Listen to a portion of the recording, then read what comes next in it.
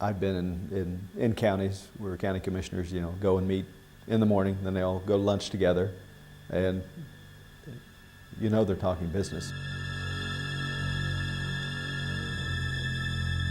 Governments have become aware of how to beat the system. They're working around it, and it is getting more difficult to get access to those records.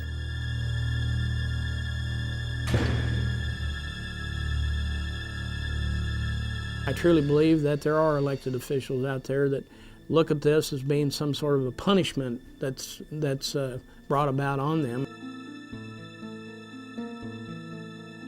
In my own experience, I've seen situations where governing bodies have attempted actively to keep the public from knowing certain things.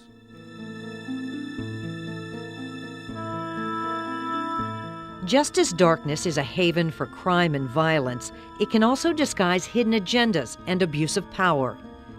Some of those trusted to serve citizens have betrayed that trust, conducting the business of the people under a cloak of darkness and secrecy. It is the sunshine that cuts through the darkness, but too many times in Kansas, the rays of light are blocked by those in power. We spent more than 200 years developing this democracy, and now I think it's in some danger because citizens are sometimes denied access to government records and open meetings, and seem not to care so much about open government. We have a big challenge. And we need those doors to remain open so that we can continue to have a thriving democracy. That's what goes right in the United States. Our ability to question, our ability to ask those tough questions, to get at those records, to ask what's going on, and to find out through paper trails. Around the state, disregard seems to be growing for Kansas open government laws. Some examples reported by newspapers from across the state include a legal advisor for the Wyandotte County Parks Board recommended that its members violate open meetings law while formulating a park evaluation policy. The Topeka Capital Journal reported that it appears that conversations were going on by email between council members that the public was not privy to, and they should be because it is an open meeting, quoting Topeka Mayor Bill Bunton. Problems have been reported from across the state. Recently, we've had open government violations or charges of violations in Lawrence, Topeka, Wichita, Colby, Chanute, and Gardner. Remember, every public agency in Kansas is required to tell citizens their open government rights under the law. Kansas has two pieces of legislation concerning open records and meetings. The Kansas Open Records Act states that all records will be open for inspection except as noted as an exemption. Each request for access to a public record will be acted upon within 3 business days. It also states that a small fee may be charged. Open records include statutes, regulations, policies, minutes of open meetings, salaries of public officials, and budget documents of agencies. Records that are closed include child abuse records, some juvenile court records, personal medical information, and financial information of an identifiable taxpayer. Kansas Open Meetings Act covers any gathering, assembly, telephone call, or other means of communication of members of an agency.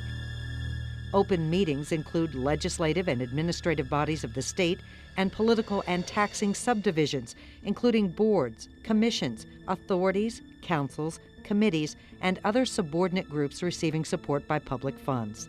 It does state that all bodies and agencies subject to this act may recess, but not adjourn for closed or executive meetings, but that particular part of the act can be easily abused.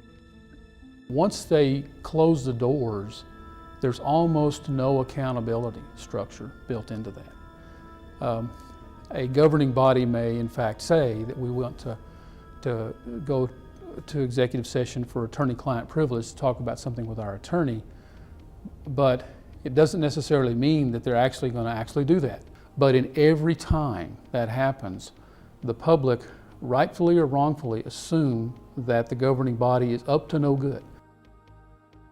The Kansas Sunshine Coalition is dedicated to the fight to keep Kansas open meetings laws and open records laws on the books, understood and enforced. It is a tough sell folks are not as engaged in civic life as they used to be, and they are very suspicious of media. And we're the ones that have to act as an advocate for the public, and so we challenge things that close the government, and we fight for open government laws, and we work to get people informed. This fight for an open government can't be waged without citizens. Citizens who are involved and informed and willing to take action when they suspect those in power are abusing and misusing that power. I teach, and my students will also say some they is going to take care of it. And the problem is, as the old pogo joke, I found the they and they are us.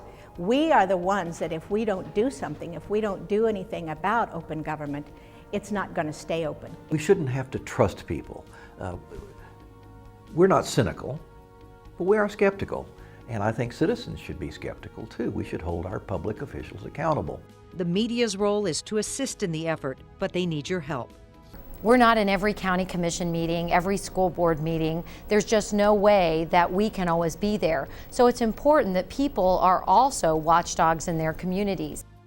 Remember, every public agency in Kansas is required to tell citizens their open government rights under the law. In recent years, citizens and media exercising their open government rights have uncovered wrongdoing by a Wichita area school superintendent, exposed illegal meetings by governmental bodies, and brought about reforms in state laws and accountability for public spending. Kansas open government laws have some glaring loopholes. For example, a public body can contract with a private company for tax-supported services and evade the open records law. School districts around the state do that with Durham School Services, a private company that's paid tens of millions of dollars in tax money every year to take our children to and from public schools. Shayla Johnston suspected a problem and took action. She found out her 10-year-old daughter's bus driver took a picture of the girl, only to find out that because he was not technically a school district employee, she was not allowed to know his name. He took the picture, and Sarah ran home to tell her dad what had happened. And said, "Daddy, this bus driver just took a picture of me. I feel kind of creepy about it, and I needed to let you know." Johnston filed a police report with Keachai PD, and she called Durham looking for the name of the driver. This is what Durham told her. We do not disclose the names of our employees. We don't legally have to disclose the name. I can tell you that he was removed from your route, but beyond that, I'm not going to give you any details. This determined mother took her fight to Topeka. If these people are going to transport our children 2 hours a day, then they shouldn't have some more privileged identity issues than our teachers, our principals, lunch aides, librarians, anybody who works inside the school who I have the right to know. If I had not been an attorney, how intimidating that whole process would have been. I mean, where do you start? And once they say, I'm not giving you information, what would the layperson do as far as finding another avenue to get a result? So I was astounded and remain astounded at how frustrating that process is. I thought I'd seen it all as far as how people can delay things or hide things. I had no idea it was going to be that difficult. Kansans continue to fight to keep the government open. Go out and confront public officials and make them understand that you care. Together, members of the media and citizens can work together for positive change.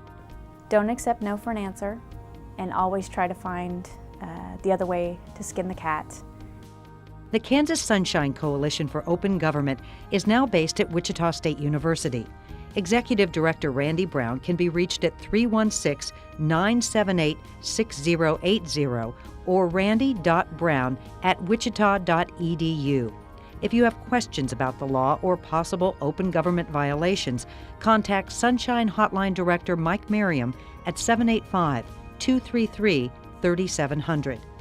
The Kansas Sunshine Coalition, dedicated to the principle that open government is essential to a democratic society.